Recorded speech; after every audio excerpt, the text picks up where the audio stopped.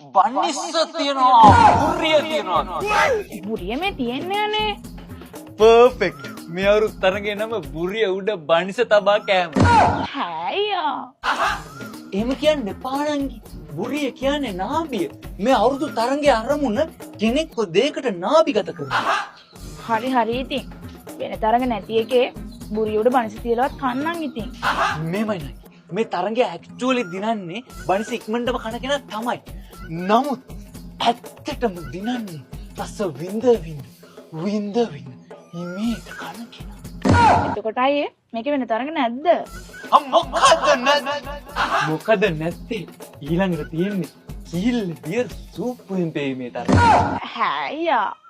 නංගි ඕම්ම රියැක්ෂන් දෙන්න එපා මේක සුපිරි තරගයක් බියර් බෝතලේ කීල්ල ගහගෙන සූප්පුව ගහගත්තම කොල්ල දුවගෙන ඇවිල්ලා දන්න ගහගෙන බීගෙන යනවා එතකොට ඒකත් ජන ක්‍රීඩාවක්ද? ගම්මගෙන් කිරිබීපට සීකරන්න සහ කාන්තාව ඉදිරියේ පුරුෂයා දැනනවීම තුලින් පුරුෂාධිපත්‍යයෙන් ගොඩනැගුණු සමාජ ක්‍රමය බිඳවැටීමේලා මහත් උපකාරයක් වෙන ක්‍රීඩාවක් මේ. අනේ ඒක නචර අමාරු වගේ නෑයි.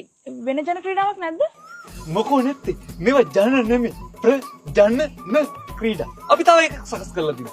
එකම සරම ඇතුලේ දෙන්න සැතපෙමු නැත්තම් සැනසෙමු ක්‍රීඩා. හැයියා.